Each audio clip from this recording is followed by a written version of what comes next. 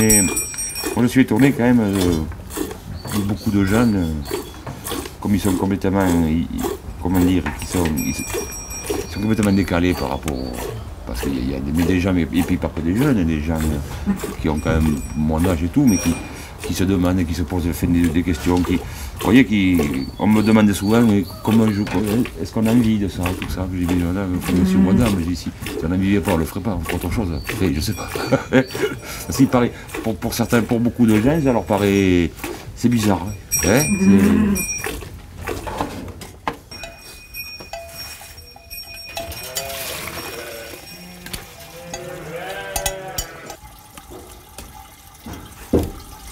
c'est-à-dire que les gens maintenant ils voient certains dit qu'ils ont à courir partout. C'est ça surtout le problème.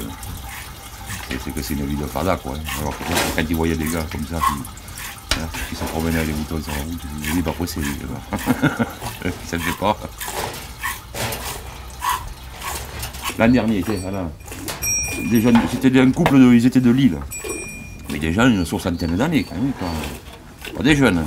Ils avaient la chienne, la noire et blanche, qui avait fait des petits chiots, dans la remorque derrière où on porte les brebis qui boitent. Mais les chiots, ils avaient 3 ou 4 jours. Alors c'est des petits borders, ils sont noirs et blancs. Madame, elle ouvre les petits chiens dans la remorque. Elle a dit à son mari, regarde, il y a des petits moutons. Parce que les moutons noirs et blancs. Mais elle a pris des chiots pour des agneaux.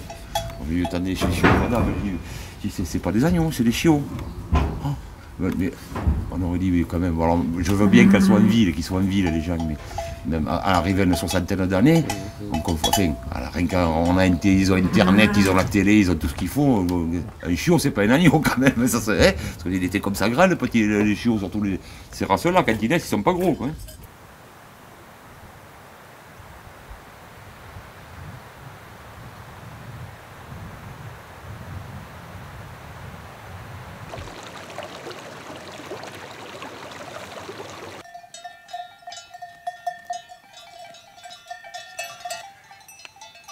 Ça fait 25 ans que je vais en montagne.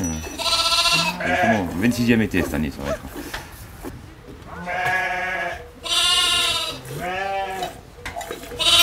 Ce qu'il y a de bien en montagne, c'est que on voit du monde que si on a envie d'en voir. Je les vois les gens, mais de loin aux jumelles. Je me fous dans les pentes avec les brebis, dans les cailloux. Personne ne sait qui est un berger même. Hein.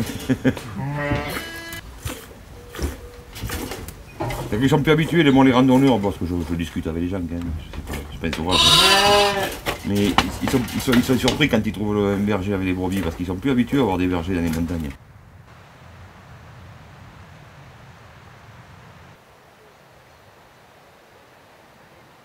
Ça ne peut pas rester là-haut, même les brebis, elles en ont marre. Parce qu'il arrive septembre, en haute montagne, l'herbe devient rouge, il y a eu des gelées le matin, les brebis le sentent, elles ne restent pas les brebis non plus. Donc il y a un moment, il faut descendre. Il faut descendre.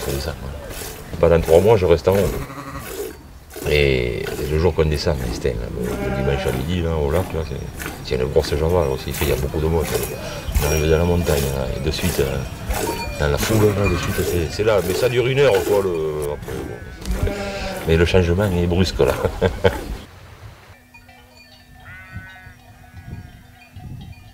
Et alors l'hiver, qu'est-ce que vous faites? C'est uniquement le travail avec les bêtes, le fromage, voilà. Hein.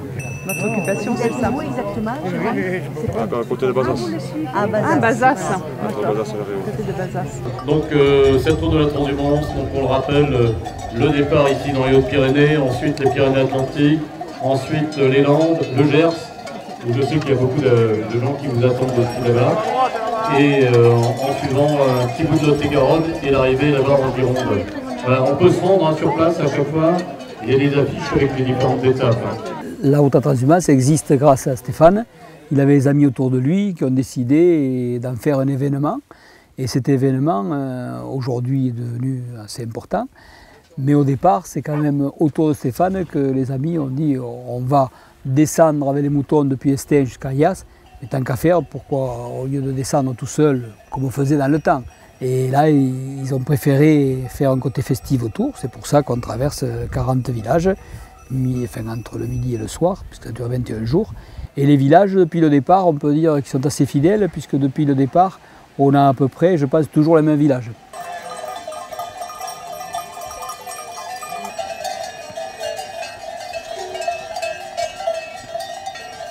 nous, on passe, on nous accueille. Et par contre, ça permet, je peux le dire toujours, je suis le maire de la commune, on a un musée du paysan gascon, la transhumance nous permet de le pérenniser. Comme quand on arrive ici à Covignac, juste avant Ayas, c'est la plus grande fête de l'année. Beaucoup de villages, oui, où la transhumance a un peu remplacé la fête du village. On vient voir les moutons, l'animation qu'il y a autour, mais elle est gratuite. C'est-à-dire que quelqu'un qui vient là, en famille, il voit les moutons, il voit l'animation, il ne paie rien. Il y a peu de spectacles aujourd'hui, gratuits. Et les communes se sont investies, l'association et le berger, chaque fois qu'il arrive, ils sont 300 à attendre l'arrivée du berger. Ça, c'est quelque chose de... Il y a des gens qui reviennent tous les ans, et puis des gens, même en vacances, avec des camping-cars, mais même des gens avec des camping-cars qui nous suivent pendant plusieurs jours maintenant. Et, ils vont aux étapes, aux arrivées, ils nous font pas chier, ils ne marchent pas avec nous, rien, mais ils viennent pour bouffer, faire la fête. Mais il y en a, ils restent une semaine. Oui, ils prennent leurs vacances 8 jours pour la transhumance. Et après, il y a beaucoup de gens qui aiment marcher, ils ont la possibilité de marcher avec nous. Donc voilà, ça plaît avec les enfants, donc ça attire beaucoup de monde. Ouais. La provision. C'est gentil. Je vous en prie, hein. Allez-y, allez-y. C'est bon, c'est bon. Allez-y. Tout à l'heure, on reprendra. Regardez là, le jeune. La veut, PA.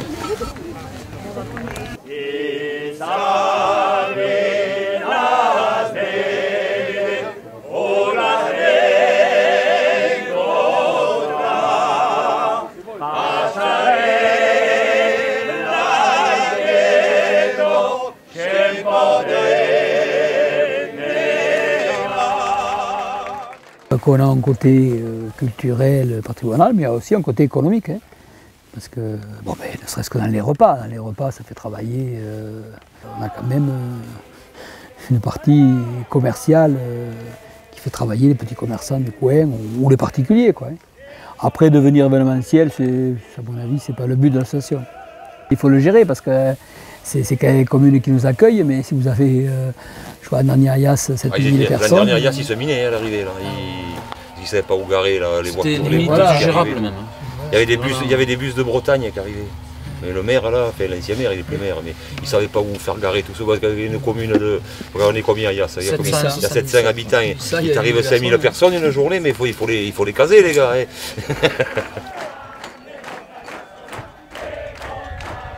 La transhumance, c'est beaucoup de bénévolat. Sur le parcours, on fait travailler 800 personnes bénévoles.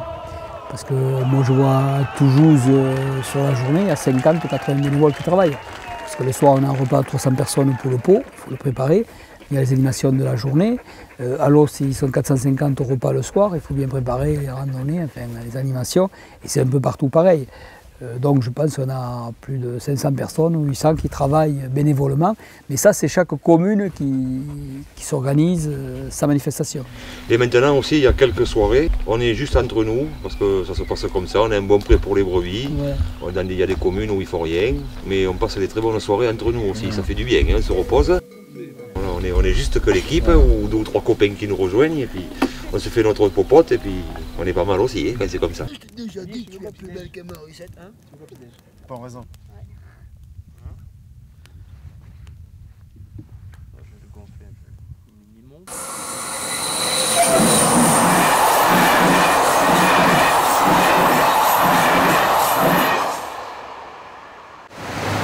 12h45, d'accord, donc, et là, donc, de maintenant à 12h45, il n'y a rien. 12h45.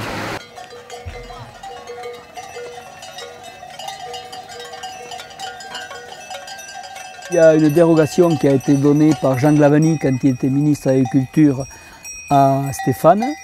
Et cette dérogation pour pouvoir avoir une transhumance hivernale les moutons, puisqu'on traverse quand même 6 départements et 2 régions.